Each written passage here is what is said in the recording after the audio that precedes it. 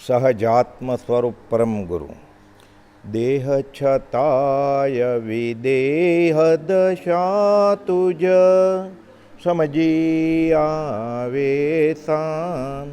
અહો સર્વજ્ઞ દશા વિતરાગી તુજ મુજ શક્તિ સમાન. જય દેવજીનેન્દ્ર મહાન. અહો દેવજીનેન્દ્ર મહાન. તુજ સંમતિમાં મતિ હો મારી ગળે દેહ અભિમાન. હૈયાનો ઉજ્જળ હું તેમાં વસજો રાજ પ્રધાન. જય દેવજીનેન્દ્ર મહાન. અહો દેવજીનેન્દ્ર મહાન. અલૌકિક પદ પ્રગટાવ્યું તો આશ કરે નાદાન. કેવળ કરુણા મૂર્તિ દેજો તમને ઘટતું દાન. જય દેવજીનેન્દ્ર મહાન. અહો રાજચંદ્ર ભગવાન. પરમાત્મા શ્રીમદ રાજચંદ્ર ભગવાનના વચનામૃત વંચાય છે. પત્ર ક્રમાંક 18 આવ્યું ને. અહો સર્વજ્ઞ દશાવિત રાગી. કેવી દશા છે કૃપાળુદેવની. વર્ષ 19મું ચાલે છે. વવાણિયાથી આ પત્ર લખ્યો છે. મિતિ 2 એટલે તિથિ 2 કઈ છઠ એટલે છઠ 2 હોય. છઠ કે છઠ ને સાતમ સાથે હોય એટલે મી 2 અને 6 લખ્યું છે કૃપાળુદેવે. 1 એટલે કૃષ્ણ પક્ષ અને શુક્લ પક્ષ. શુક્લ પક્ષ એટલે 1 અજવાળિયું. કૃષ્ણ પક્ષ એટલે 2 વદ. અહીંયા 1 છે એટલે 6 સુદ. કયા મહિનાની સુદ? 8 એટલે કારતક માક્ષર પોષ મા ફાગણ ચૈત્ર વૈશાખ જેઠ 8મો મહિનો. એટલે કૃપાળુદેવ લખવાનું એ આ નિર્દોષ ગમત કરતા ઘણી વાર ભાઈ. 8મો મહિનો એટલે જેઠ મહિનો અને 1942 સંવંત. મુગટમણી રવજીભાઈ દેવરાજની પવિત્ર જનાબે. મુગટમણી એટલે એને માન આપે છે. આ સંસ્કૃતના પ્રોફેસર હતા એ જમાનાના. અને કહેવાય છે આચરણ સૂત્રનું અર્ધમાગધીમાંથી સંસ્કૃતમાંથી પ્રથમ ભાષાંતર રવજીભાઈ દેવરાજે કરેલું. આ બધા પંડિત અને સંસ્કૃત કેવી રીતે શીખવું એની સિલેબસ બનાવીને પુસ્તક બહાર પાડેલા એણે. એ બધા સંસ્કૃતના પંડિત કૃપાળુદેવને પત્ર લખે છે. અને એ ભાવ સાથે કે આવા નાના ગામડાના છોકરો વવાણિયાનો યુવાન એને ભણવા મોકલીએ તો એની યાદશક્તિ કેટલી છે. ઉચ્ચ અભ્યાસ અર્થે કે કાશી. ત્યારે ઉચ્ચ અભ્યાસ એટલે કાશીમાં મોકલવાનો હોય. અને વ્યવહારમાં પછી ઇંગ્લિશ ભણે કાં તો મુંબઈ પૂના અને કાં તો લંડન મોકલી દે. પછી બેરિસ્ટર થઈને આવે. અત્યારે બધા સામાન્ય રીતે અમેરિકા હોય છે. ત્યારે એમ લંડન જાય બધા બાર એટ લો બેરિસ્ટર થઈને આવે. ગાંધીજી કેમ ગયેલા એમ. વવાણિયા મિતિ 2 છઠ 1 8 1942. મુગટમણી રવજીભાઈ દેવરાજની પવિત્ર જનાબે. વવાણિયા બંદરથી વી રાયચંદ વી રવજીભાઈ મહેતાના પ્રેમપૂર્વક પ્રણામ માન્ય કરશોજી. એ ત્યારની પદ્ધતિ પ્રમાણે લખે છે. વી રાયચંદ એટલે અત્યારે વિનય તેમ વિનય બતાડે છે. અને પછી વી રવજીભાઈ એટલે વિદ્યમાન છે, હજી હયાત છે. હયાત ન હોય તો વી ન લખે પિતાના નામ આગળ. એટલે વી રાયચંદ વી રવજીભાઈ મહેતાના પ્રેમપૂર્વક પ્રણામ માન્ય કરશોજી. અત્રે હું ધર્મ પ્રભાવ વૃત્તિથી કુશળ છું. વ્યવહારે સુખી હોય જ નહીં કોઈ. એટલે કે છે ધર્મ પ્રભાવ વૃત્તિથી કુશળ છું. આટલી નાની ઉંમરથી આવી રીતે બધું લખે છે. આત્માર્થની વાત છે તો આનંદમાં છીએ અમે. વ્યવહારમાં આનંદ હોય જ નહીં ક્યારે. અને વ્યવહારમાં આનંદ હોય તો કર્મ બંધ થાય. વ્યવહારમાં દુઃખી હોય તોય કર્મ બંધ થાય. સમયસરની સિદ્ધાંતની ગાથા છે. જે કર્મ ફળને વેદતો આત્મા સુખી દુઃખી થાય છે તો ફરી એ બાંધે અષ્ટવિધના કર્મને દુઃખ બીજને. એટલે વ્યવહારમાં દુઃખી હોય ને, હું દુઃખી, હું માંદો, હું ગરીબ, ઘરનો પ્રોબ્લેમ, દુકાનનો પ્રોબ્લેમ, ધંધાનો પ્રોબ્લેમ, તોય આર્તધ્યાન થઈને કર્મ બાંધે. હું બહુ સુખી, મારે મોટું ઘર, મારે મોટું કુટુંબ, લક્ષ્મી વધી, અધિકાર વધ્યો, એનો આનંદ આવે ને તોય બંધાય પાછું. બંને કર્મબંધના જ કારણ છે. અહીંયા કહે છે ધર્મ પ્રભાવ વૃત્તિથી કુશળ છું, એટલે ધર્મની પ્રભાવના હું કરું છું, કોશિશ કરું છું અને એવો સંયોગો ગોતું છું. એવા આપની કુશળતા ચાહું છું. આપનો દિવ્ય પ્રેમભાવ ભૂષિત પત્ર મને મળ્યો. એટલે અહોભાવથી ગોપાલદેવની સ્મરણ શક્તિ અને અવધાન શક્તિ વિશે લખે છે અને પૂછે છે કે તમારે આટલી બધી શક્તિ હોય, મેં એવું વાંચ્યું છે, સાંભળ્યું છે, તમે અવધાને કરો છો, તમે કવિતાઓ રચો છો, તમારી યાદશક્તિ મશહૂર છે. એટલે ત્યારે સાક્ષાત સરસ્વતી અને હિંદનો હીરો આ ઉપાધિથી નવાઈ જતા ગોપાલદેવને. એટલે કહે છે દિવ્ય પ્રેમભાવ પૂષિત પત્ર મને મળ્યો અને પછી થોડી સલાહ જેવું આપે છે કે તમને ઉચ્ચ અભ્યાસ અર્થે મોકલું તો, કે તમે જાઓ તો ન્યાય શીખવા કે લો શીખવા, કે ગોપાલદેવને જવાબ આપે છે કે તમે કયા અભ્યાસની વાત કરો છો? પરમાર્થનું બધું શીખીને આવ્યા છે, વ્યવહારનું શીખીને શું કામ છે? કે આ વાંચીને મને અત્યાનંદ આર્ણવ તરંગ રેલાયા છે. મને બહુ આનંદ થયો છે કે તમને અધ્યાત્મમાં, આત્માની શક્તિમાં તમને રસ આવ્યો એટલો, અને મને પૂછ્યું, મને બહુ આનંદ છે. દિવ્ય પ્રેમ અવલોકન કરીને પરમ સ્મરણ આપનું ઉપજ્યું છે. તમારો આવો પ્રેમ જોયો એટલે મને યાદ આવો છો તમે, કે આ માણસ સાથે દોસ્તી કરવા જેવી છે. સત્સંગ માટે તો ગોપાલદેવ બહુ નાની ઉંમરથી ઝૂરતા, જોગ નથી સત્સંગનો. કોઈ આત્માની વાત સાંભળે, પૂર્વભવની વાત સાંભળે, પામે એવા મળે તો મહાવીરનો મૂળ માર્ગ આગળ જતા ફેલાવાય પછી. એટલે સાવ નાનપણથીને જ ગોતતા હતા એવી રીતે. આવા પ્રેમી પત્રો નિરંતર મળવા વિજ્ઞાપના છે અને તે સ્વીકૃત કરવી આપને હસ્તગત છે કે આવા પત્ર લખતા રહેજો. એટલે કેમ છો અને હમણાં ધંધા પાણી કેમ છે ને વરસાદ કેમ છે એ વાત નથી, અહીંયા આત્માની વાત કરે છે. એટલે ચિંતા જેવું નથી કે તમે જો મારી વિનંતીને માન આપીને આવા સત્સંગ અર્થે પત્ર લખતા રહેશો તો મને આનંદ રહેશે. એટલે મારી ચિંતા જેવું નથી કે આવા મિત્ર મળ્યા, સત્સંગી મળ્યા. આપે માગેલા પ્રશ્નોનો ઉત્તર અહીં આગળ આપી જવાની હું રજા લઉં છું. એટલે અમુક પ્રશ્ન પૂછ્યા હશે, હમણાં પ્રશ્ને ગોપાલદેવ લખશે કે હું એના જવાબ જે હકીકત છે એ કહું છું, એ પણ તમારી રજા લઈને પાછું. એટલે વિનયપૂર્વક એટલી નાની ઉંમરે પત્ર લખે છે. પ્રવેશક એ પહેલાં એન્ટ્રી આપે છે કે તમે જે પૂછ્યું એનો જવાબ હું શા માટે ને કઈ રીતે લખું છું. એમાં હું ગુનેગાર નથી. તમે પૂછો એને જો હું સાચા જવાબ આપું તો વખાણ જેવું જ લાગશે. કેમ કે એણે જે પૂછ્યું કે આટલી યાદશક્તિ હોય એના કરતાં તો ગોપાલદેવ આગળ બહુ ઝાઝી છે. એને જે અહોભાવ થયો એના કરતાં ગોપાલની દશા બહુ ઊંચી છે. એટલે કે હું રજા લઉં છું મારી દશા કહેવાનું, કેમ કે તમે પૂછ્યું છે. આપનું લખવું ઉચિત છે. સ્વ સ્વરૂપ ચિતરતા મનુષ્ય ખચકાઈ જાય ખરો. એટલે એણે લખ્યું છે કે હું તમારા વિશે પૂછું છું તો ખચકાયા વગર બધું લખજો. એટલે લખે છે કે તમારી વાત બરાબર છે, મારે મારા વખાણ કરાય નહીં. મારી યાદશક્તિ વિશે, મારી કવિત્વ શક્તિ વિશે, મારી અવધાન શક્તિ વિશે લખાય નહીં, પણ તમે પૂછો છો એટલે હું નહીં ખચકાઉં, કેમ કે તમે વિનંતી કરીશ મને. આપનું લખવું ઉચિત છે. સ્વ સ્વરૂપ ચિતરતા મનુષ્ય ખચકાઈ જાય ખરો, પરંતુ સ્વ સ્વરૂપમાં જ્યારે આત્મસ્તુતિનો કિંચિત ભાગ મળે ત્યારે, નહીં તો નહીં જ. વખાણ કરે પોતાના આપ વડાય તો ખચકાઈ જવું જોઈએ. કે હું ખોટા વખાણ કરવાનો જ નથી મારા. તમે પૂછ્યું છે ને જે છે એ જ લખવાનો છું. ખુલાસો કરે છે આગળ. આમ મારું મત છે. આત્મસ્તુતિનો સામાન્ય અર્થ પણ આમ થાય છે કે પોતાની જૂઠી આપ વડાઈ ચિતરવી. એટલે કોઈક પૂછે આપણને પાસ થઈ ગયા પરીક્ષામાં, આપણે કહે ફર્સ્ટ ક્લાસ, એટલે આપ વડાઈ કરી. એણે શું પૂછેલું કે પાસ થયા કે ફેલ થયા? તમે સાથે ક્લાસે કહી દીધું ફર્સ્ટ ક્લાસ થયા, ડિસ્ટિંક્શન, તો આપ પડાય કહેવાય. આ કે તમે પૂછ્યું એનો હું જવાબ આપું છું કે આટલું આટલું મેં કર્યું છે.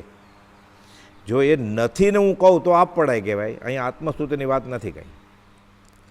પોતાની જૂઠી આપ પડાય ચિતરવી આ આત્મસ્તુતિનો સામાન્ય અર્થ છે વ્યવહારમાં. અન્યથા આત્મસ્તુતિનું ઉપનામ પામે છે, પરંતુ ખરું લખાણ તેમ પામતું નથી. પણ ખરેખર જેમ છે એમ હું કહું બધું તો આત્મસ્તુતિ નથી, હકીકત કહું છું તમને, પરંતુ લખાણ તેમ પામતું નથી. અને જ્યારે ખરું સ્વરૂપ આત્મસ્તુતિ ગણાય તો પછી મહાત્માઓ પ્રખ્યાતિમાં આવે જ કેમ? હવે MBA થયો છે, વકીલ થયો છે, કોઈને કહે જ નહીં હું વકીલ છું, તો લોકોને કેમ ખબર પડે કે આ હજામની દુકાન છે કે વકીલની દુકાન છે? એટલે લખવું તો પડે કે સોલિસિટર કે MBA કે ડૉક્ટર. એટલે સાંભળાને કેમ ખબર પડે? આ તો વ્યવહારની વાત છે, અહીંયા પરમાર્થની વાત છે. એ કુપાલદેવની આ દશા છે એ મહાવીરનો મૂળ માર્ગ જાણે છે અને કોઈને કહે જ નહીં, તો બીજાને કેમ ખબર પડે?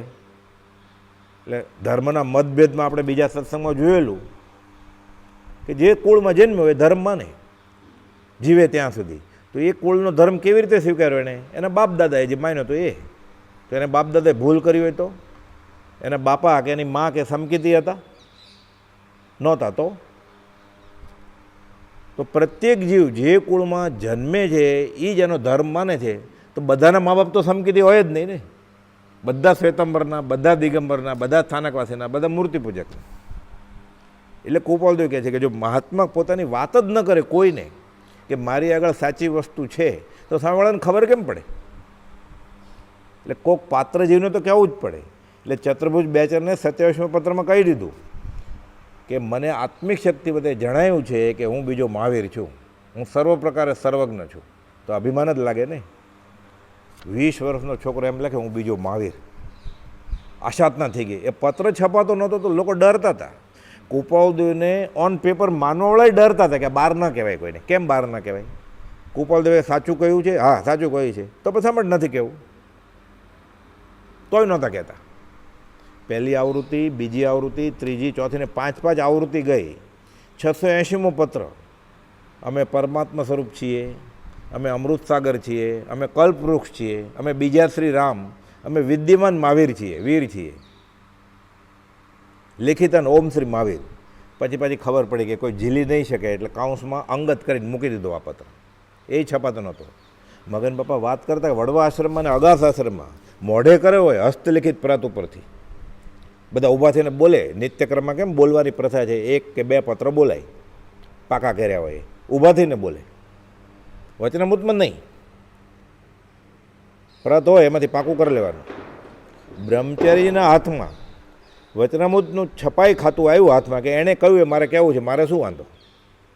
ઈસવીસન 1951માં મૂકી દીધો પત્ર કે મારું કાંઈ ઉમેરવું નથી, મારે સુધારો વધારો કુધારો ઘટાડો જેમ આગમમાં થઈ ગયા છે એવું મારે કાંઈ કરવું નથી આમાં. એણે કહ્યું છે ને કહેવું છે ને. વચનામૃતની આવી એક આવૃત્તિ બતાવેલી મગન પપ્પાએ મને, ફૂટનોટમાં નાના ઝીણા અક્ષરે, પછી જગદીશ શાસ્ત્રી. હા, હું બીજો આખો 680મો પત્ર, પણ આમ છાપેલો નહીં, નાના અક્ષરે, એ કોઈ વાંચે જ નહીં, ડર લાગે. એટલે ફૂટનોટમાં પછી ખરેખર પત્ર તરીકે બહાર તો આ બ્રહ્મચારીજી મૂક્યો. જો કોઈને ખબર જ ન પડે તો સાચો મહાવીરનો માર્ગ શું છે કેમ ખબર પડે? તો આપણને કુપાલદેવનો માર્ગ કેમ ખબર પડે? જેટલે અંશે ખબર પડ્યો છે અત્યારે, એ કેવી રીતે પડે? તો આશ્રમ કેવી રીતે થાત? કોઈને ન કહેત તો ખંભાતના મુમુક્ષુને ન ખબર પડે તો પ્રભુશ્રીજીને ન મળત કુપાલદેવ, તો અગાસ આશ્રમે કેમ થાત? તો ધર્મની પ્રભાવને કેવી રીતે થાય? એટલે કોકને તો કહેવું જ પડે, પાત્ર જીવને. એટલે આપ વડાય નથી કે ખરું સ્વરૂપ આત્મસ્તુતિ ગણાય તો પછી મહાત્માઓ પ્રખ્યાતિમાં આવે જ કેમ? એટલે આટલી ઉંમરે કહી દીધું કે પોતે મહાત્મા જ છે. માટે સ્વસ્વરૂપની સત્યતા કિંચિત આપની માગણી ઉપરથી જણાવતા અહીંયા આગળ મેં આંચકો ખાધો નથી. એ કિંચિત, બધું નથી કહેતો, પણ તમે પૂછ્યું એના જવાબ હું આપું છું. અને હું એમાં આંચકો નથી ખાતો, કેમ કે આમાં કોઈ આપ વડાઈ નથી. જે હકીકત બનેલી છે જાહેરમાં એ હું કહું છું. અને તે પ્રમાણે કરતાં ન્યાયપૂર્વક હું દોષિત પણ થયેલો નથી. મનમાં તો ભાવ જ નથી અભિમાનના. આપણે તો મિથ્યા ક્ષમતા કરીને બહારથી બતાવતો હોય કે મને અભિમાન નથી, અંદર તો ઉભરાતું હોય. અહીંયા તો ન્યાયપૂર્વક કે હું દોષિત થયેલો નથી. એણે તો સાવ નાની ઉંમર, યુવા વયમાં અવધાનની એક કડી બતાવેલી ને, આગળ આવશે અત્યારે કહી દઉં, આ બાબતને ટેકો આપે એવી વાત છે. મુંબઈમાં થિયોસોફિકલ સોસાયટીમાં જે 100 અવધાન કરે ને આગલા દિવસની વાત છે, ડિસેમ્બર 1886ની વાત છે, કે તમે આ સભા વિશે કવિતા રચો અને સાથે તમારું નામે આવવું જોઈએ. એટલે પોતાનું નામ તો લખવું જ પણ કહે છે કે આવવું જોઈએ, એટલે કવિતા બનાવી. તરત જ કવિતા બનાવે છે કુપાલદેવ કે મારા નામની કાંઈ જરૂર નથી એવી કવિતા. એટલે નામ તો આવી જ ગયું ને, કે તમારા વિશે કયો? તો કે હું અમારા વિશે કહું છું કે અમારા વિશે કંઈ કહેવાની જરૂર નથી, એમ કરીને કવિતા બનાવી. કે રહ્યા છો મહાજોગને જાળવીને, તમને આવો જોગ મળ્યો છે, તમે જાળવીને બેઠા છો. ઢાંકીને. કેમ? કોઈ એવો પાત્ર નથી, હશે તો ઓઘાડ કરશું અમે. રહ્યા છો મહાજોગને જાળવીને, ભલો બોધ ભાખો તથાપી ભવીને. આ બધા આવ્યા છે, બધા ભવી છે કે છૂટવાના. જેને ખાલી એમ પ્રશ્ન થાય ને કે હું ભવી હશ કે અભવી હશ, એ ભવી જ હોય. શાસ્ત્રમાં એમ લખ્યું છે. મને ધર્મ ક્યારે મળશે આવો જેને એને ખરેખર મળશે જ ક્યારેક, તો વહેલો મોડો. એટલે કે આ બધા ભવી જ છો તમે. રહ્યા છો મહાજોગને જાળવીને, ભલો બોધ ભાખો તથાપી ભવીને. પછી જે કહે છે એ તો બહુ ભેદી વાત કહે છે. નથી રાગ કે દ્વેષ કે માન કાંઈ. મારે રાગેય નથી, મારે દ્વેષે નથી. 18મે વર્ષે એટલે વિતરાગ થઈ ગયો છું હું. રાગ કે દ્વેષ નથી, નથી માને નથી કાંઈ. તો તમે બધા વિનંતી કરો છો કે મારા વખાણ કરો. હું શું વખાણ કરું? એટલે કહે છે નથી રાગ કે દ્વેષ કે માન કાંઈ, વધુ શું વખાણે હવે રાય અહીં. એ રાજચંદ્ર હું તારો શું વખાણ કરું? મને રાગ નથી, દ્વેષ નથી, માન નથી, એમ કહીને પોતાનું આખું દશા કહી દીધી કે હું વખાણ શું કરું? તો વિતરાગ થઈ ગયો છું. ઓન ધ સ્પોટ શીઘ્ર કવિ વિનંતી કરે છે અવધાનમાં, આ રીતે બનાવે છે. અહીંયા કહે છે હું ન્યાયપૂર્વક દોષિત થયેલો નથી. એટલે એને રાગ દ્વેષ માન તો કાંઈ છે જ નહીં, પણ પૂછ્યું એના જવાબ આપું છું. પંડિત લાલાજી મુંબઈ નિવાસીના અવધાનો સંબંધી આપે બહુએ વાંચ્યું હશે. એ જમાનામાં પંડિત લાલાજી અને એટલે ગટુરમલજી મહારાજ મુંબઈના અને શંકરલાલ લાલાજી આ 2 જણા અવધાન કરતા. એવો પંડિતરાજ અષ્ટાવધાન કરે છે તે હિન્દ પ્રસિદ્ધ છે.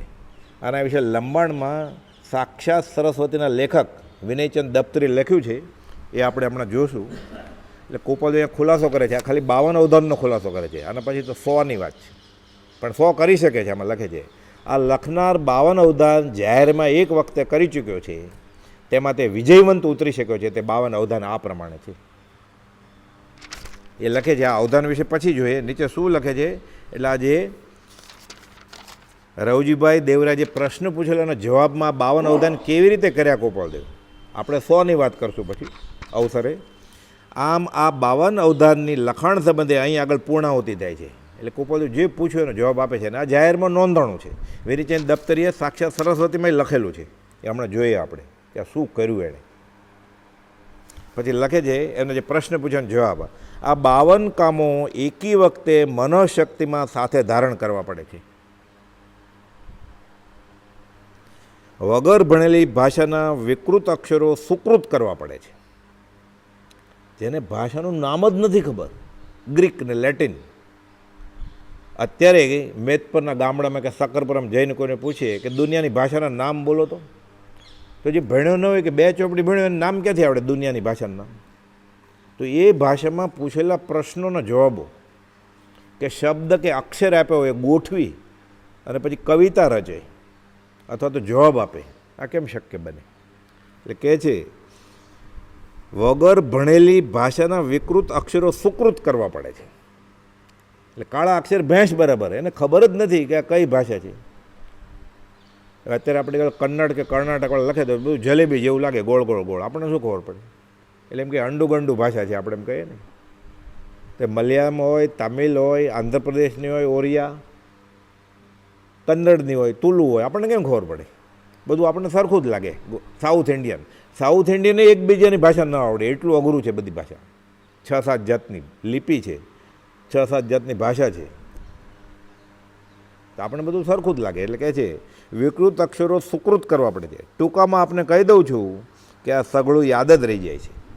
હજુ સુધી કે આ કોઈ વાર ગયું નથી. ક્યારેક ભૂલ થઈ ગઈ હોય તો એવું થયું નથી કે અવધાનની વાત આવે છે, આપણે કહીએ ને સોરી એક્સક્યુઝ મી ફરી વાર કહો તો. ફરી વાર પ્રશ્ન નથી પૂછ્યો એણે, કે લખવાનું નહીં, આગળ આવશે, નોંધવાનું નહીં. પૂછે એટલે સાંભળી લેવાનું, મગજમાં નોંધી લેવાનું, મન મસ્તકમાં. ફરી વાર પૂછવાનું એ નહીં. કોઈ વાર હજી ગયું નથી કે પછી માથું ખંજોળીને તમે શું પૂછેલું, એટલે ફરી વાર કે તમે ફરી વાર પૂછો તો તમારો પ્રશ્ન, પછી હું જવાબ આપું, એમ નહીં. કોઈ વાર ગયું જ નથી. જવાબ તો ઠીક, પ્રશ્ન નથી ભૂલ્યા સામેવાળાના. ઓલો તો લખીને આવ્યો હોય, લખતા ભૂલ કરે તો પાછા કે તમે ભૂલ કરો છો, એટલો ફરી વાર જોવે હા મારી ભૂલ છે. એટલે સામેવાળો ઘરેથી લખીને આવ્યો હોય પ્રશ્ન અને પૂછતી વખતે ભૂલ કરતો હોય અક્ષર માગે ને પછી 3 વાર મ આવે, પછી ચોથી વાર તમે આપી દીધા છે, હવે જો એટલે ઓલો ગણે કે હા 3 વાર આપી દીધા છે, હવે આપવાના નથી મારે. એ કયું જ્ઞાન? આ યાદશક્તિનો પ્રયોગ છે, સ્મરણ શક્તિનો પ્રયોગ છે, આ કવિત્વ શક્તિનો પ્રયોગ છે. આ અત્યારે જાપામાં જાહેરાત આવે છે ને, ફલાણા ફલાણા અવધાન કરે છે, પછી આંકડામાં શું 50, 100 અવધાન, 200 અવધાન કરે છે. એમાં આવે મોટા મોટા હોલ હોય, ટાઉન હોલ, તે ષણમુખાના હોલ, મુંબઈના ને અમદાવાદના, બધે બતાવે, લોકો ઉમટે, બધા કે પાછા ક્લિપે એકબીજાને મોકલે વોટ્સઅપમાં. અવધાન અવધાન અવધાન શું છે? અવધાનની વ્યાખ્યા જ નથી ખબર લોકોને. યાદશક્તિના પ્રયોગ અને અવધાન પ્રયોગ આખી અલગ વસ્તુ છે. અવધાન શક્તિ કરનારને અભૂતપૂર્વ યાદશક્તિ હોય એની ના નહીં, પણ યાદશક્તિવાળો અવધાન કરી શકે જરૂરી નથી, એ યાદ રાખી શકે. એ તમે 3 વાક્ય બોલો ને હું 3 વાક્ય બોલું, કે તમે મને 3 વસ્તુ બતાવો. આવા શતાવધાનની વાત હતી. ષણમુખાનો હોલ આખો ભરેલો, મુંબઈ હાઈકોર્ટના જજ હતા. મગન બાપાને લઈને હું ગયેલો કે મને કોઈ પૂછે ભવિષ્યમાં કે અવધાન અવધાન કુપાલ દેવના, તો બીજા કરે છે આવા? એટલે પહેલી લાઈનમાં બેઠા હતા. શિવાજી મહારાજનો ફોટો બતાવે, મહારાણા પ્રતાપનો બતાવે, ભામાશાહનો પતાડે, પછી પૂરું થઈ જાય એટલે આવું બધું સરવાળા બાદ બાકી થોડું પછી ફરી વાર એટલે કહી દે શિવાજી મહારાજને, આ મહારાણા પ્રતાપ કે આ ભામાશાહ. પ્રશ્ન પૂછ્યો કોકે, જૈન ધર્મમાં અત્યારે આટલો વિખવાદ કેમ છે? એટલે પાછો એનો વારો આવ્યો ને એટલે કહ્યું તમારો પ્રશ્ન આ છે, જૈન ધર્મ અત્યારે વિખવાદ ક્યાં છે? એ કોપાલદેવ તો જવાબ આપે છે બધાને, એ બી આધ્યાત્મિક. જે પણ સવાલ પૂછ્યા છે કોપાલદેવને, એ બધાના પાછા આધ્યાત્મિક વૈરાગ્ય પ્રેરક જવાબો આપે છે. ગુજરાતીમાં નહીં, સંસ્કૃતમાં પૂછ્યો સંસ્કૃતમાં, જાડેજી ભાષામાં, સિંધી ભાષામાં, અને સંસ્કૃતના તો બધા આગળ ઉપર આવશે એ શ્લોક બધા પંડિતો હોય, કાશી જઈને ભણી આવેલા આવે છે ને. મારા ગ્રહ 10 વિદ્વાનોએ મળીને પરમેશ્વર ગ્રહ ઠેરવ્યા છે, આ બધા સંસ્કૃત કાશી જઈને. એ કોપાલદેવની કુંડળી તો જોઈ, એ મૂળ કુંડળી છે હા હજી, એના ફળાદેશમાં એ સંસ્કૃતમાં લખે, એ પોતાની ભાષામાં લખે નહીં. એ ગજાનંદ મહારાજ, ગજાનંદ બોરકર ઉર્ફે કલિકર મહારાજ દાદરના, એની આખો ફળાદેશ છે, સંસ્કૃતમાં જ જવાબ આપે, મરાઠીમાંય ન લખે, હિન્દીમાંય ન લખે, એટલું સંસ્કૃતનું ઓલું હોય. એ બધા પૂછે તો કોપાલદેવ રચી તો દે શ્લોક પાછું એક અક્ષરમાંથી, ઓલે આડાવડા અક્ષર આપ્યા હોય, પછી પાછા કે મહાત્મા શંકરાચાર્યનો મણિરત્નમાળાનો આ બીજો શ્લોક છે. એટલે કયું જ્ઞાન?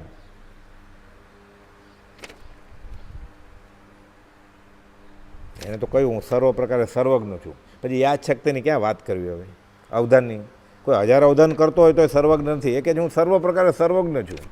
એટલે સરખાવાય જ કેમ? અને કોની સાથે સરખાવાયા? એટલે ખાલી આપણે કોપાલદેવને માનીએ છીએ એટલે નહીં, નથી ન્યુટ્રલ તટસ્થ તરીકે જોવા જાય તોય ખબર પડે કે આ કઈ શક્તિ છે. અધધ પાર ન પમાય એવી ક્ષિતિજ હોરાયદન, કે આ આકાશ અને પાણી હમણાં મળશે, દરિયા આગળ ઊભો હોય, નજીક જાય, પાછું એટલું જ દૂર હોય, પાછો જાય, પાછું ક્ષિતિજ મપાય ક્યારે? કેવી રીતે મપાય? આ ક્ષિતિજ છે કોપાલદેવ. ઉપમા આપ્યાની તમા રાખવી તે વ્યર્થ, આટલું થઈ જાય અહો અહો. પછી બોલે અહો અહો શ્રી સદગુરુ કરુણા સિંધુ અપાર. એ ત્યારે સમ્યક દર્શન થઈ ગયું એને, પ્રભુશ્રીજી બોલે, અંબાલાલભાઈ બોલતા હોય ત્યારે. પછી શિષ્ય બોધ બીજ પ્રાપ્તિ કથન છે, એટલે જે શિષ્યને બોધ બીજ સંકિત થઈ ગયું છે એ બોલે છે અહો અહો શ્રી સદગુરુ કરુણા સિંધુ અપાર. તો આપણે બોલવાનું, ઘસઘસ કર્યા કરવાનું.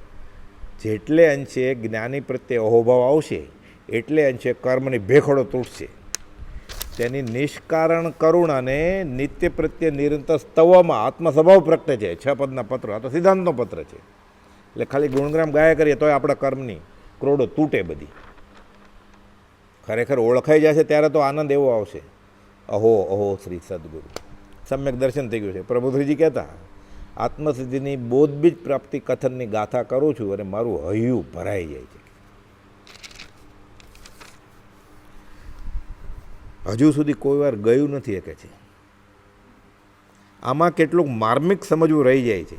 આ કેમ ન જાય? માર્મિક છે. એટલે આ યાદશક્તિના પ્રયોગ, આ ક્ષયોપશમની વાત નથી, આ આત્માની અંતરજ્ઞાની વાત છે, આ માર્મિક છે. એ રૂબરૂમાં ક્યારેક વાત કરશું કે તમને.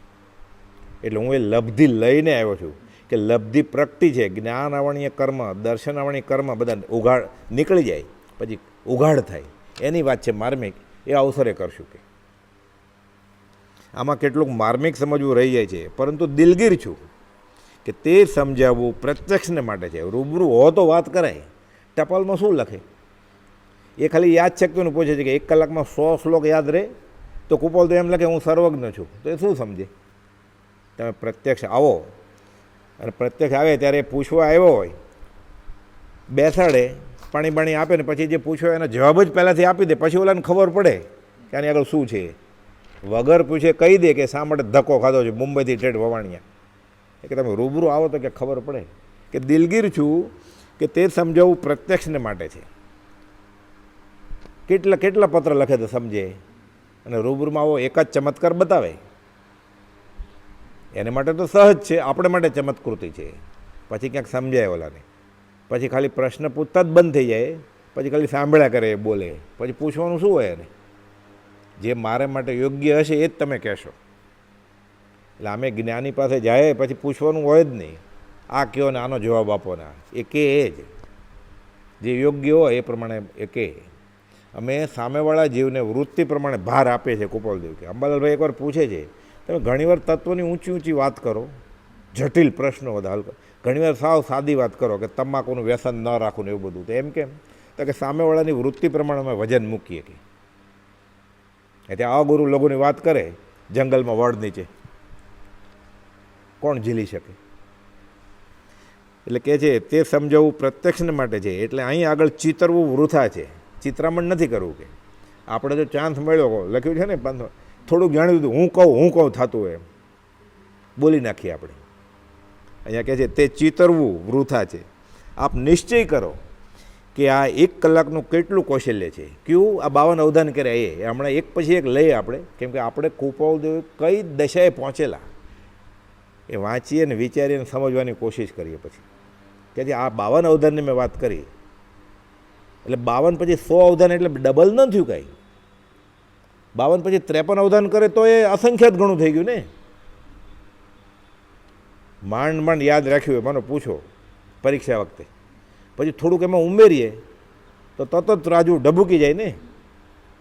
ઓલા કાર્ટૂન આવે છે ને, કુસ્તીબાજ મલ્લ વજન ઉપાડે, પછી એની ઉપર એક ચકલી બેસે ને એટલે 223 કિલો એ બેસે ઉઠાવી શકતો હોય, પછી એક ચકલી બેસે પછી ન ઉપાડી શકે. એમાં 52 પછી 53 અવધાન એટલે ડબલ શક્તિ ન થઈ કાંઈ, એનાથી અસંખ્યાત ગણી થઈ. તો 52 અવધાન પછી 100 અવધાન એટલે ડબલ નહીં. આમ આ એબ્સ્ટ્રેક્ટ ભાવવાચક વસ્તુ છે, વિચારી ત્યારે ખબર પડે.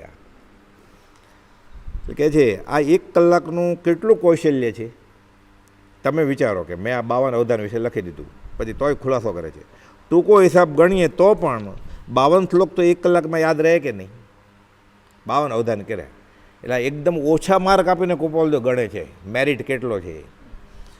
16 નવા, 8 સમસ્યા, 16 જુદી જુદી ભાષાના અનુક્રમ વિહીનના અને 12 બીજા કામ મળી એક વિદ્વાને ગણતી કરતાં માન્યું હતું કે 500 શ્લોકનું સ્મરણ 1 કલાકમાં રહી શકે છે. હું નથી કહેતો કે આજે મેં અવધાન કર્યા એ મેં તમને કહ્યું, કોઈ વિદ્વાન જોવામાં હતા એ પંડિતે કહેલું કે આ 1 કલાકના 500 શ્લોકનું સ્મરણ કહેવાય. આ પૂછનારે તો શું પૂછ્યું છે કે 1 કલાકમાં 100 શ્લોક યાદ રહે? તો કે બીજા જે મને ઓળખતા નહોતા પણ અવધાન જોયા આવ્યા હતા એણે એમ નક્કી કરેલું કે 1 કલાકમાં 500 શ્લોક યાદ રહે. એટલે મને કંઈ 1 કલાકમાં 500 શ્લોક એમ નહીં હોય, એની તો શક્તિ ઓર આગળ છે. પણ તો બીજા પંડિતોએ એટલું માપ કરેલું મારું, એટલે 100 કરતાં તો આગળ જ, એટલે એને તો સમાધાન થઈ જાય પૂછનારને. એક વિદ્વાને ગણતી કરતાં માન્યું હતું કે 500 શ્લોકનું સ્મરણ 1 કલાકમાં રહી શકે છે. આ વાત હવે અહીં આગળ એટલે જ પતાવી દઈએ. આ પતાવીને હવે બીજો વિષય કરે છે. એમાં કુપાલદેવ ખુલાસો કરે છે કે પોતાને કેટલી શક્તિ છે. એટલે કલાકના 100 શ્લોક અને કલાકના 500 શ્લોક અને પછી કલાકના કેટલા, એ આપણે જૈન આચાર્યોના જે ઇતિહાસમાં દાખલા થઈ ગયા છે એની વાતે કરીએ હમણાં. પહેલાં અહીંયા કુપાલદેવ શું કહે છે? 13 મહિના થયા દેહ ઉપાધિ અને માનસિક વ્યાધિના પરિચયથી કેટલીક શક્તિ દાટી મૂક્યા જેવી જ થઈ ગઈ છે. એટલે શરીરે માંદા હોય એટલે અવધાન કરવા ક્યાં જાય? કોને બતાડે? યાદશક્તિના અવધાન. એટલે બહાર નીકળ્યો નથી કે હું વવાણિયાથી. અને માનસિક વ્યાધિ, કોઈ સત્સંગી નથી મળતું. નાનપણથી એને એ જોતો હતો. એટલે માનસિક અમારે મુખ્ય તો એ જ સમસ્યા છે કે આત્માની આ બ્રહ્મ જ્ઞાન, પૂર્વજન્મનું જ્ઞાન, આ વાત કોને કરવી? કોઈ ઝીલનારો નથી. ભારતનાટ્યમ 5 વર્ષના ક્લાસ ભરે શીખી જાય નાચતા, પછી અંધારામાં નાચે. કોઈક જોવાવાળો હોય તો નાચે ને. લોકો પછી શું કરે? પાર્ટી રાખે. ભારતનાટ્યમનું સર્ટિફિકેટ મળ્યું ત્યારે બોલાવે 500-1000 જણાને 2-5 લાખનો ખર્ચો કરીને. ગોપાલ આગળ બધું જ છે, પૂર્વજન્મનું જ્ઞાન છે, પણ કોઈ જોવાવાળો ન હોય, ઝીલવાવાળો ન હોય તો કોઈ માખણ લ્યો, કોઈ માખણ લ્યો, ગોપી કહે, પણ બધાને ખાટી છાશ જોઈતી હોય તો શું થાય? માખણ લેવાવાળો કોઈ છે જ નહીં, એટલે પોકાર કરે છે. એટલે ગોપાલ તો લખ્યું છે આ વગડામાં બૂમાબૂમ કરવા જેવું છે, વગડામાં પોક શું થાય? એટલે કે જે માનસિક વ્યાધિના પરિચયથી કેટલીક શક્તિ દાટી મૂક્યા જેવી જ થઈ ગઈ છે. એટલે છે, હું કરતો નથી, દાટી મૂકી છે, હમણાં બતાવતો નથી કોઈને. કોઈ ઝીલનારો જ ન હોય તો. રાવજી બાપા કહેતા તો આ કર્યા ને અવધાન પહેલી વાર પોપટલાલ મંજીના પિતા આવે છે, રાવજી બાપાને કહે છે આ શું કર્યું તમારા દીકરાએ? જય જયકાર થઈ ગયો છે. રાવજી બાપા ગોપાલદોને કહે છે પછી રાય છે ને અહીંયા તો પૈસા, પિતાજી પૂર્ણ હશે તો પૈસા મળશે. આ બાજુ સાક્ષાત સરસ્વતી, હિંદનો હીરો. રાવજી બાપા કે પૈસા મોકલો, એટલે તમાકુ લઈને હુકા ગગડાવું ગરાસિયા સાથે વમાણિયાને ભાગોળે. એને રસ જ નહોતો. એટલે ગોપાલદોને કેવું દુઃખ થાય. એટલે કે માનસિક વ્યાધિ આ ઉપાધિ છે માનસિક. કેટલીક શક્તિ દાટી મૂક્યા જેવી જ થઈ ગઈ છે. 52 જેવા 100 અવધાન તો હજુ પણ થઈ શકે છે. 52 કે હું 100 કરું. એટલે આ લખ્યું ત્યારે 7 અવધાન તો મુંબઈમાં કર્યા, 3 અને 4 ડિસેમ્બર 1886. એની પહેલાં કે હું કરું જ છું. પછી ઝીલનારા મળ્યા મુંબઈમાં તો કર્યા 7 અવધાન, નહીં તો એ કોઈ ન કરે અવધાન. એટલે કહે છે 52 જેવા 100 અવધાન તો હજુ પણ થઈ શકે છે. અને 19 વર્ષ પૂરું થયું ત્યારે તો શતઅવધાન કરવાનું બંધ કરી નાખેલું પાછું. એટલે કઈ શક્તિ? આપણે માંડ ટ્યુશન રાખીને કે સ્પેશિયલ ક્લાસ ભરાવીને પાસ થયો હોય તોય પાર્ટી રાખે કે પાસ થયો હોય છોકરો, એટલે 1-2 લાખનો તો ખર્ચો કરી જ નાખે. પોતાના જ ખર્ચે પોતાના જ છોકરો પાસ થયો એનો આનંદ ઉજવે. પછી ઓલા તો કોઈ રાજી ન થયા હોય પણ જમવા આવ્યા હોય બધા પાર્ટીમાં. કહે છે 52 જેવા 100 અવધાન તો હજી પણ થઈ શકે છે. નહીં તો આપ ગમે તે ભાષાનો 100 શ્લોકો, એ પ્રશ્ન શું છે? 1 કલાકમાં 100 શ્લોકો. એટલે કહે છે તમે ગમે તે ભાષાના 100 શ્લોકો એક વખત બોલી જાઓ તો તે પાછા તેવી જ રીતે યાદ રાખી બોલી દેખાડવાની સમર્થતા લખનારમાં હતી. હમણાં દાટી દીધું છે. અને તે માટે તથા અવધાનોને માટે સરસ્વતીનો અવતાર એવું ઉપનામ આ મનુષ્યને મળેલું છે. અને આ સરસ્વતીનો અવતાર સાક્ષાત સરસ્વતી આ વિનયચંદ દફતરે લખ્યું છે. ફરીવાર વાંચીએ ને એટલે વચનામૃત વાંચવાની જિજ્ઞાસા જાગે. પછી હજી ગોપાલદેવની હયાતી દરમિયાન જ આ એણે લખ્યું છે. હજી ગોપાલદેવ છે અને સાક્ષાત સરસ્વતી નામની પુસ્તક બહાર પડી, જય જયકાર થઈ ગયેલો. એટલો બધો દ્વેષ થાય અને તેજો વધ કહેવાય. બીજાની આવી શક્તિઓ પ્રકાશમાં આવે એટલે સામેવાળાને તકલીફ પડે, ઈર્ષ્યા થાય, મત્સર ભાવ જાગે. એટલે આવી છાપેલી ચોપડીઓ એ જમાનામાં છાપખાના જ ક્યાં હોય? મુંબઈ, બેંગ્લોર, અમદાવાદ એવામાં હોય. પાણીમાં પધરાવી દીધી લે કોપી. જેણે પધરાવી દીધી એના છોકરાઓનું આખો પરિચય નોંધમાં શતાબ્દી ગ્રંથમાં લખેલું છે કે મારા પિતા અને કાકા આવ્યા અને વાત કરે છે, બે અંદરો અંદર હું સાંભળું છું કે આ પધરાવી દો પાણીમાં. મેં એમાંથી એક કાઢી લીધી કે મારી આગળ રાખી. ત્યારે મને કંઈ ખબર નહીં, કે પછી હું મોટો થયો પછી વાંચ્યું ત્યારે ખબર પડી કે આ પધરાવાનું શા માટે, કે પાણીમાં પધરાવી દો એટલે કોઈને ખબર જ ન પડે કે આ શક્તિ છે. ગોપાલની હયાતીમાં આવ્યું આ લખેલી છે. સાક્ષાત સરસ્વતીનો અવતાર એવું ઉપનામ આ મનુષ્યને મળેલું છે. એ મંડાળાના એ ભાઈ આખું એની પરિચય નોંધ છે આખી શતાબ્દી ગ્રંથ. કે મને ત્યારે નાનપણ એ બુદ્ધિએ મને સમજાતું નહોતું કે આ પધરાવાનું કેમ કહેતા છે આવા છાપેલી વસ્તુ. રદ્દીમાં નાખે તો પછી કોકના હાથમાં આવી જાય ને, એટલે પધરાવી જ દો પાણીમાં. દુનિયા ગુણ અને પુણ્યની દ્વેષી છે, તેજોવત કહેવાય આને. વ્યવહારમાં તો ઠીક, કોઈ બહુ પૈસાવાળો હોય તો ઈર્ષ્યા આવે, કોઈને સારી વહુ મળી જાય તો પાડોશીની ઈર્ષ્યા આવે. તો પરમાર્થની વાત છે. તોય તો સાચો ધર્મ મળે જ કેમ જીવને? અનંતાનુબંધી કર્મ બંધાય.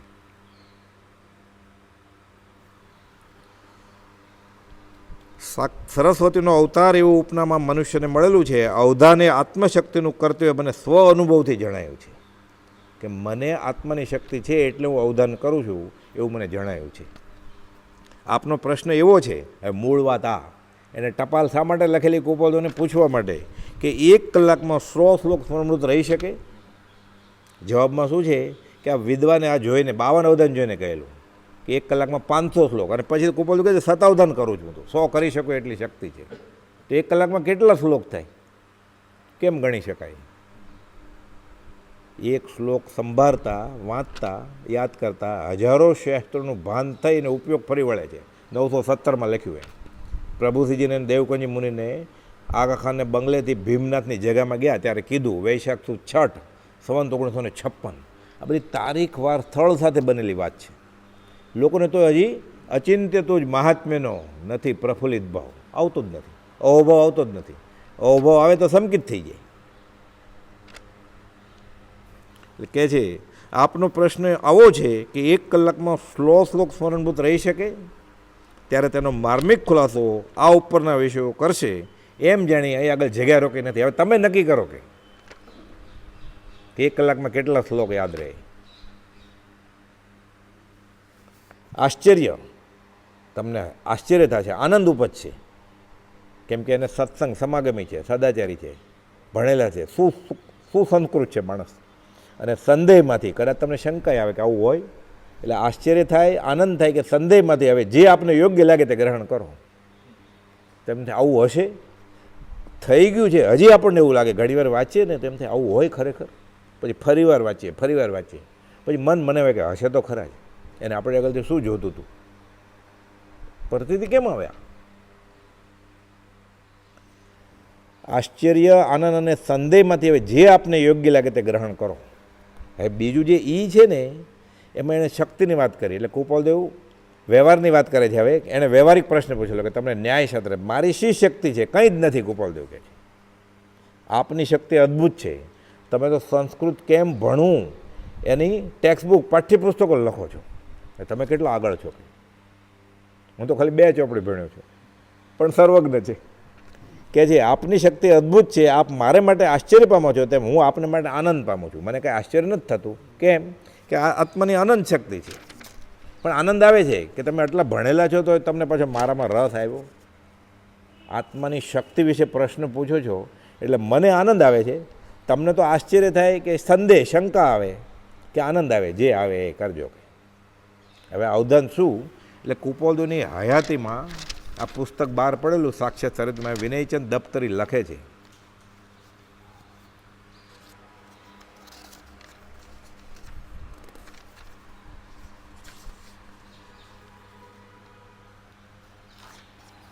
એ મહાત્માનો જન્મ, આ મહાત્મા હયાત છે. અને નાના વિનયચંદ દફતરી અને એના પિતા પોપટલાલ દફતરી એ તો એ જમાનાના કમિશનરના અંગત સેક્રેટરી, એટલે ઓફિસને બધું આપ્યું હતું. અને કમિશનર એવા હતા ઠાકોરની લાગવગથી, એટલે ઠાકોરાઈ કરતા હોય એટલે એને બ્રિટિશ લોકો એવા નિમી દે, એટલે બહુ આવડતું ને. એ ખાલી આ જે લખે ને દફતરી બાપ દીકરો એની ઉપર સહી કરી દે. એટલે ઓફિસમાં બધું ગાદલા ને એવું બધું હોય ને, એટલે ઓફિસમાં કૃપાલદેવ જાય, કૃપાલદેવ માટે અલગ ગાદલા ને એવું બધું ઓફિસમાં. ઓલા તો આવતા જ નહીં, સહી કરવા આવે ખાલી, ખાસ ભણ્યા ન હોય. અને આ પાછા અભ્યાસી. એમાં વિનયચંદભાઈના પિતા તો આગમના અભ્યાસી, એટલે બધી વાત કરે કે આગમમાં આટલા બધા અઘરા છે. પછી જમવા ઘરે લઈ જાય, કે મોરબી ગયા હોય એટલે પછી જમવા એને ઘરે લઈ જાય ને જમવા માટે. કૃપાલદેવ એમ જ કે આ શાકમાં મીઠું નથી, કે દાળમાં મીઠું વધારે છે. આવું તો કેટલી જગ્યાએ થયું છે. આ એટલે ખબર પડી કે આ છોકરો કોઈક છે, અલૌકિક પુરુષ છે. એટલે એમના પિતા કહે છે પોપટલાલભાઈ કે આ જૈનના આગમ મેં તો બધા વાંચ્યા છે, મને સમજાય છે કે, પણ આટલું અઘરું લોકોને કેમ સમજાતું હશે? ક્યાંક સહેલું કરીને તમે લખો ને કે. એટલે કૃપાલદેવ મોક્ષમાળા એટલે લખી છે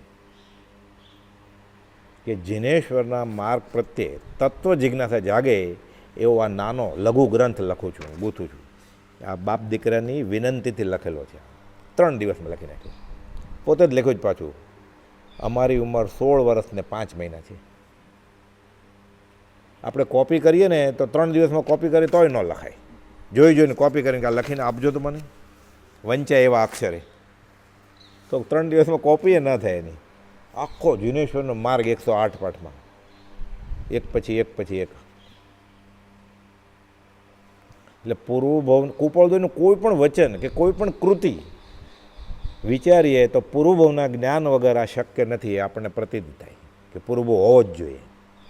અને જ્યાં સુધી આવું ન થાય આપણને, ત્યાં સુધી આત્મજ્ઞાન થાય જ કેવી રીતે? કુપોળદોએ લખ્યું છે કે પૂર્વભવ છે, આવું પ્રત્યક્ષ એટલે અનુભવ આવે તો બલિયારી. એક જ ભવ દેખાઈ જાય એટલે શું? આત્મા છે ને આત્મા નિત્ય છે. પછી તો આત્મા હાથ વેતમાં આવી ગયો ને. એટલે પ્રત્યક્ષ છે અથવા પરોક્ષ છે કે કેનાર પુરુષ સાચા છે, આટલું થઈ જાય તો કામ થાય. આટલું ન થાય ત્યાં સુધી એનું અધ્યાત્મમાં પ્રયત્ન ઢજુપજુ જ હોય. અને શંકા સહ પ્રયત્ન યોગ્ય સિદ્ધિ આપતું નથી. એટલે આપણે કેમ ભક્તિ વર્ષોથી કરતા હોય પણ ફળ કેમ ન આવે? પૂર્વભવ છે કે નહીં હજી આપણને શંકા હોય, પૂરી શંકા હોય. પછી બહાર આપણે માનીએ કે હું કુપોળદોને માનું છું, હું કુપોળદોને માનું છું, પણ હું કુપોળદો જે કહ્યું એ નથી માનતો પાછું. એટલે નથી જ માનતો ને. એટલે પ્રભુજી કહેતા તું કે છે એમ નહીં, એ સ્વીકારે તો હું કુપોળદોને માનું છું. એટલે બધા કુપોળદોને માને છે, મહાવીરને માને છે, પણ મહાવીરનું કહેલું કાંઈ નથી માનતા. એવું છે. એટલે કાળ દોષ કળથી થયો એટલે દુષમ કાળ છે.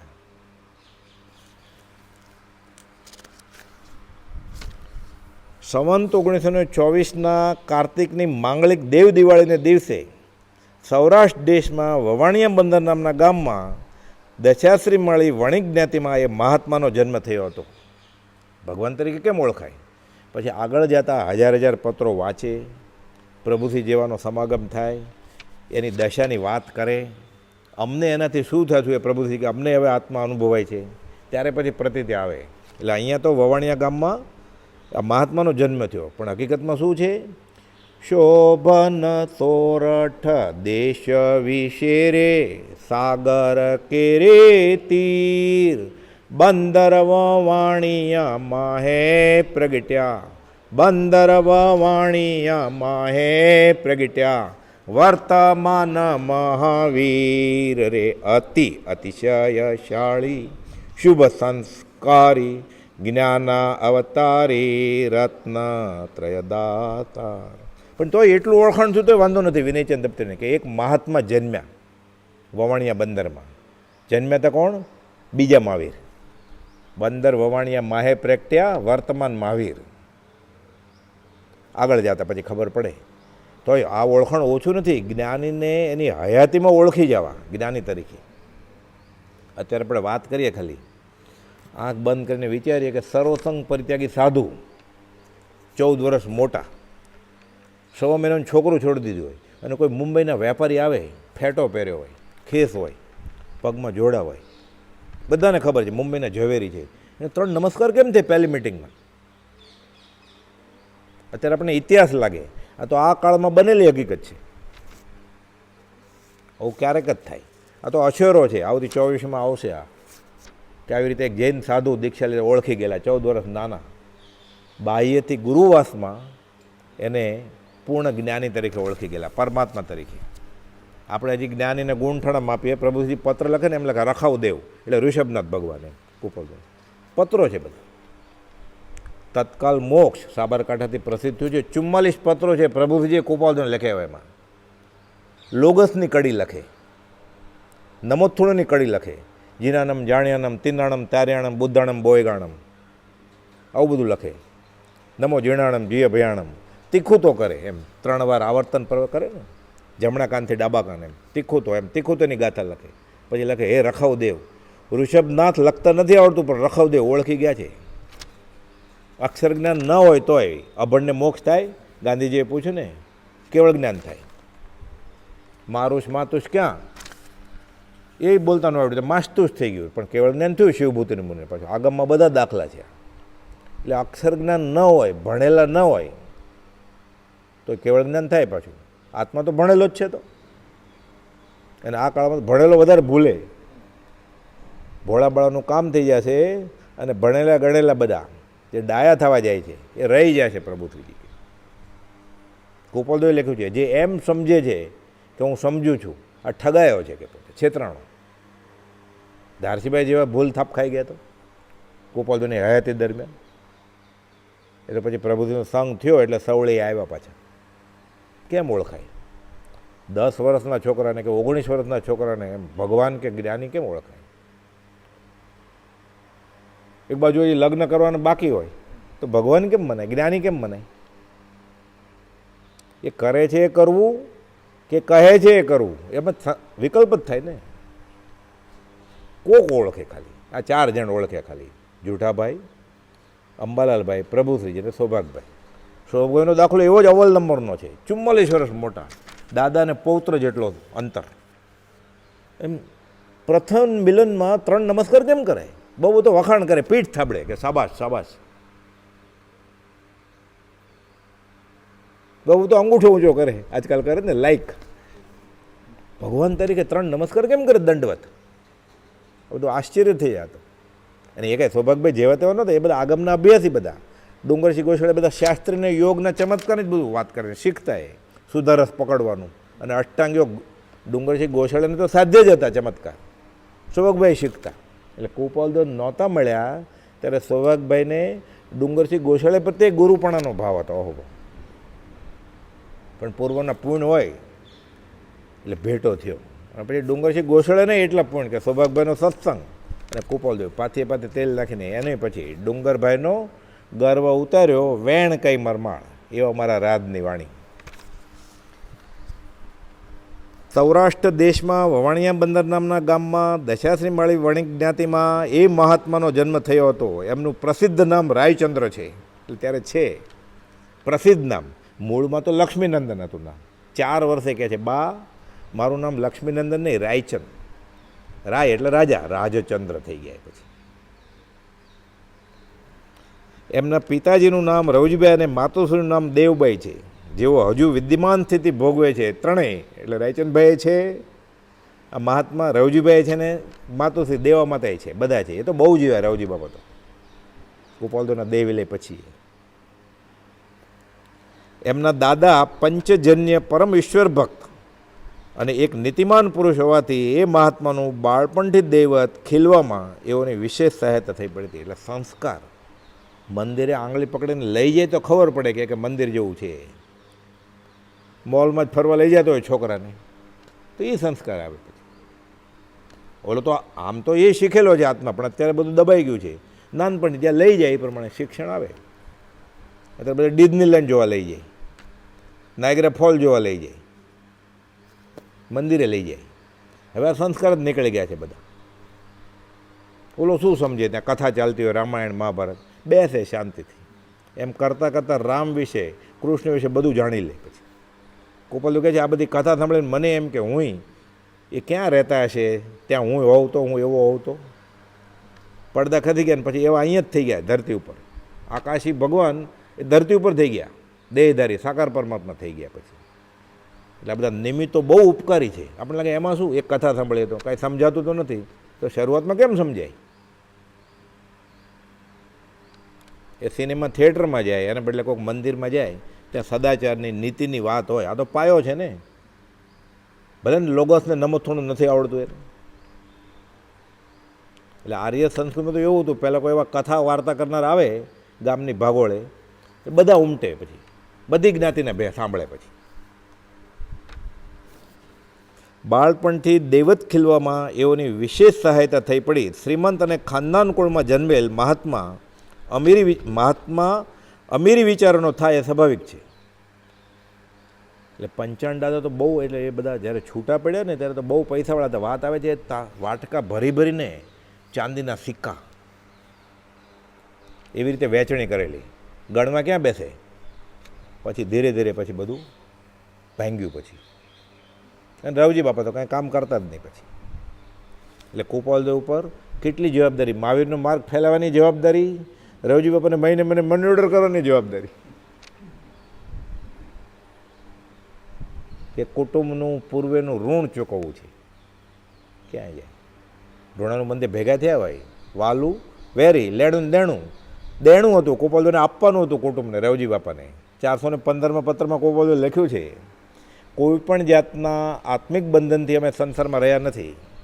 પછી કે જે સ્ત્રીનું જે સાથેનું પૂર્વ કર્મ છે, જે ભોગાવલી, એ પાછું આપવાનું છે, રેવાશંકરનું આપવાનું છે, અને પિતાશ્રીનું કુટુંબનું આપવાનું છે, રવજી બાપા.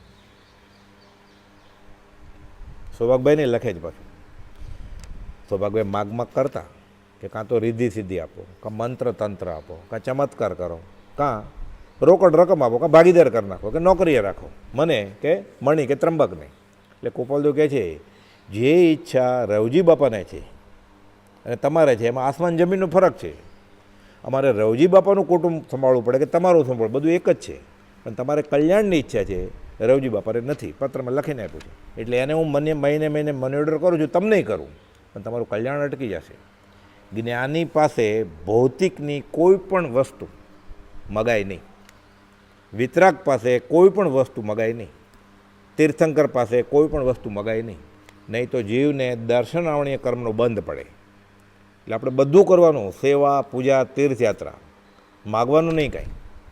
પાલિતાણા જઈને, સમજશિખર જઈને માનતા માની, બાધા આખડી રાખી, એટલે જીવને બંધ પડ્યો.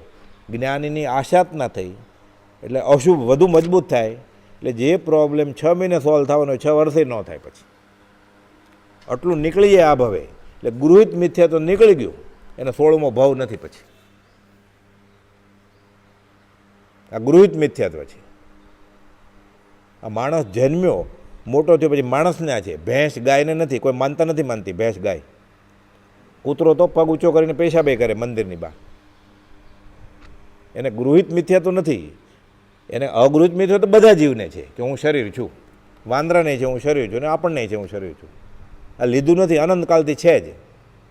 જ્યાં સુધી સમ્યક દર્શન નથી થયું ત્યાં સુધી માણસે આ લીધું ડબલ, કે ધર્મની ક્રિયા મને ભૌતિક લાભ અપાવડાવે.